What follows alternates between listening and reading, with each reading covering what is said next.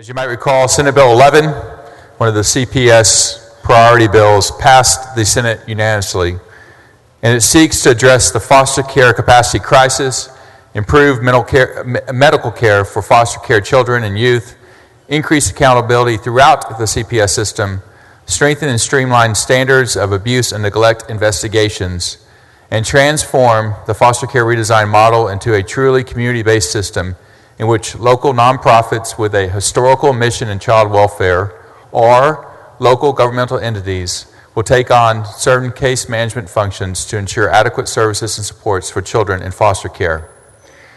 Members of the House made several changes and added many amendments. The conference committee was able to work through many of the differences and removed some of the amendments that were in conflict with items in the budget or that were problematic.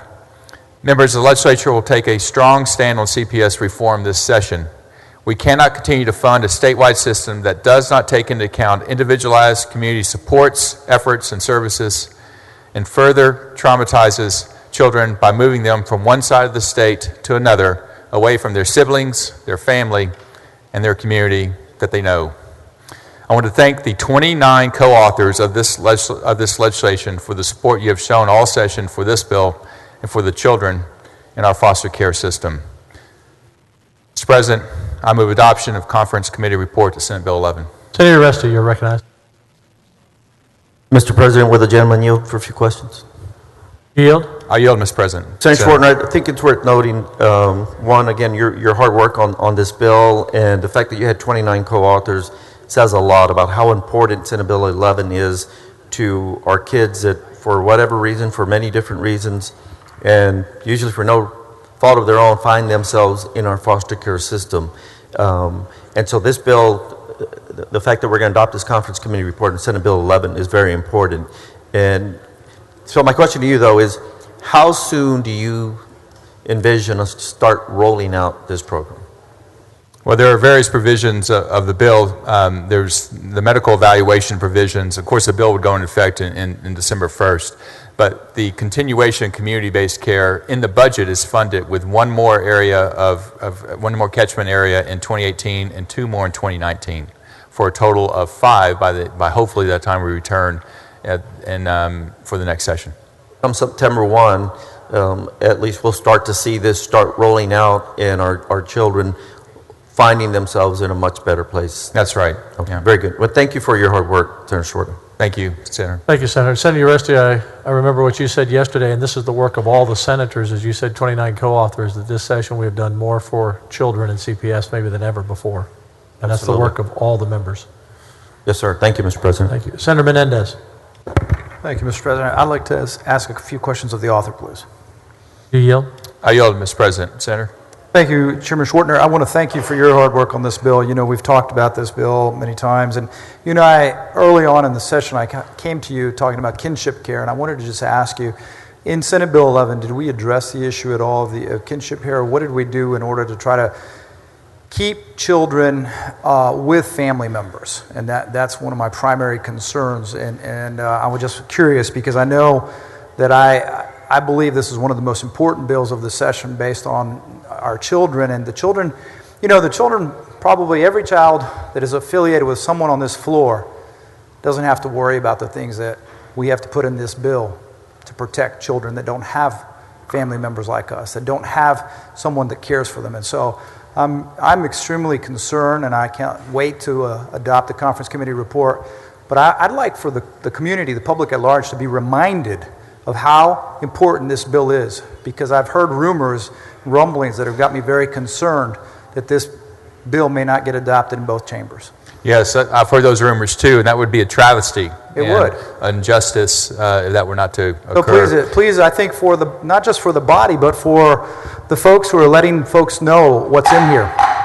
We have order so we can hear Senator Menendez. Thank you, Mr. President. For everyone that's maybe listening or watching, or for the people who are going to be reading about this, what is it what's at stake for our children, the children that don't have a voice, that don't have lobbyists, that don't have parents that can take care of them?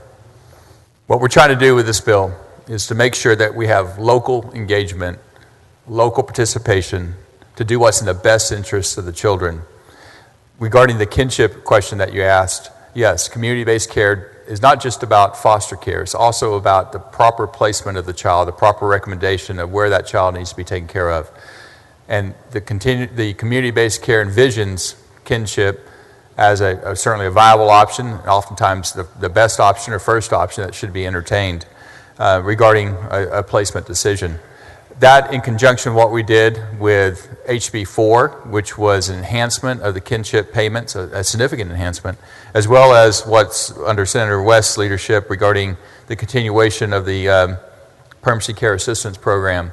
I think we have a significant enhancement of kinship support, as well as recognition of the need to incentivize kinship in our child welfare system.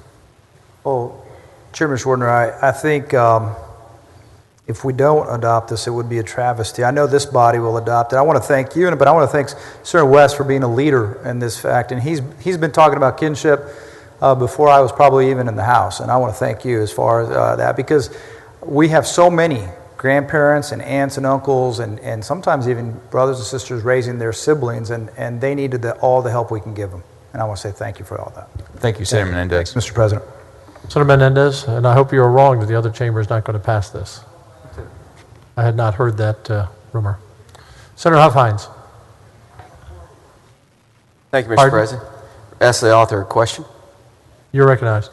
Thank you, Mr. President. Appreciate that. Senator from Georgetown, we've had a couple of discussions on this. Can you tell me offhand how many children we have available for adoption in our system right now? Senator, I can't recollect the specific number. But it's over 1,000. It's a significant number, yes. It's several thousand. Do you know if your legislation or any of this addresses that issue and how we're going to deal with all these children and how we're currently dealing with them? Anything different we're going to be doing to help with the adoption process? Well, we always need to do what's in the best interest of the child, and I think it's our guiding principle, whether it's reunification with the family, our placement in a loving environment, either through foster care or kinship care, or through another means of permanency into adoption. As far as the specifics advancement of adoption, and in this bill, this is more about foster care redesign and community-based care and the incentivization of proper medical care at the proper time when the child enters the CPS system, as well as making sure investigations are done in a timely basis. Yes, and I appreciate you working this. I know you've worked on it very hard. Do we have anything in this legislation here about over-incentivizing kinship care? Kinship care is very, very important, but we also don't want to be in a position that we over-incentivize it so that it doesn't act like we want it to act in a No, I don't think so. I think it's a viable option in some situations and should be recognized as such and properly supported as such, but I would not term it as overly incentivizing of kinship care in any way. Right. Well, kinship care is very important, and we should promote it. Well, thank you very much, Senator, for all your efforts. Thank you. Thank you, Senator Huff-Hines. Motion is on the adoption of the conference committee report.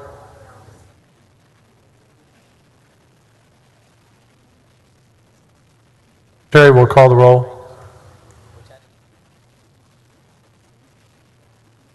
Bettencourt, Birdwell, Buckingham. There are 31 ayes and no nays to Senate Bill 11.